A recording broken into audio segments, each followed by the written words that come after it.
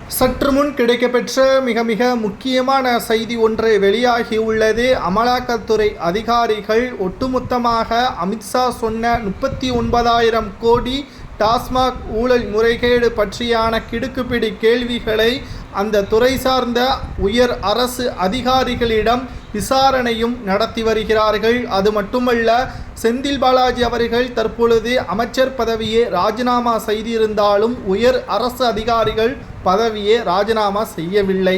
தற்பொழுது அவர்களிடம் விசாரணையே கிடுக்குப்பிடி கேள்விகள் மூலம் ஒவ்வொன்றும் தற்பொழுது ஆதாரத்துடன் கைப்பற்றியிருக்கிறார்கள் அமலாக்கத்துறை அதிகாரிகள். இதில் யாரெல்லாம் சிக்குவார்கள் என்பதை தான் இந்த வீடியோவில் நாம் பார்க்க போகிறோம். முதலாவதாக, தமிழக தலைமை டாஸ்மாக் அலுவலகம் எந்த நிறுவனத்திடம் மதுபானங்களை கொள்முதல் செய்ததோ அந்த நிறுவனத்தை நடத்தியவர் திமுகவின் எம்பி ஜெகத் ரட்சகன் என்பது தெரிய வந்துவிட்டது.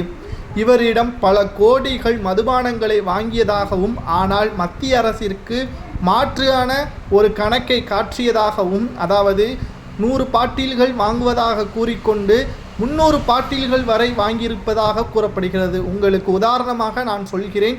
ஆனால் பல ஆயிரம் பாட்டில்கள் மாற்றாக வாங்கியிருப்பதாகவும், இதனால் தமிழக அரசு முறையாக செலுத்தக்கூடிய வரி செலுத்தவில்லை என்றும், இதனால் கிட்டத்தட்ட கடந்த 3 ஆண்டுகளில் மட்டும் பல கோடி வரி ஏய்ப்பு செய்யப்பட்டிருப்பதாகவும், இது முறைகேடான பணம் என்றும், இது யாருக்கெல்லாம் பகிர்ந்தளிக்கப்பட்டிருக்கிறது என்றால் திமுகவின் மிக முக்கியமான அந்த துறை சார்ந்த அமைச்சர், உயர் அரசு அதிகாரிகள் மற்றும் திமுக கட்சிக்கு என்ற தகவலும் கிடைக்கப்பெற்றுள்ளது.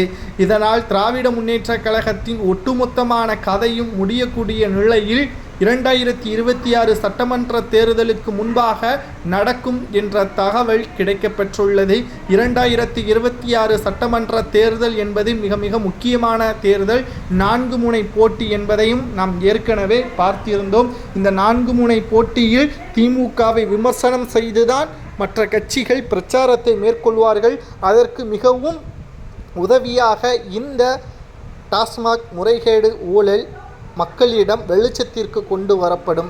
எப்படி டெல்லி முன்னாள் முதல்வர் அரவிந்த் கெஜ்ரிவால் அவர்கள் டாஸ்மாக் முறைகேடு வழக்கில் சிறைக்கு சென்று தனது பதவியை ராஜினாமா செய்து அதற்கு பிறகு போட்டியிட்டு டெபாசிட்டை இழந்தாரோ, அதே நிலைமை தமிழகத்தில் எதிரொலிக்கும் என்று அமித்ஷா அவர்கள் மூலமாக கிடைக்கப்பெற்ற தகவல்.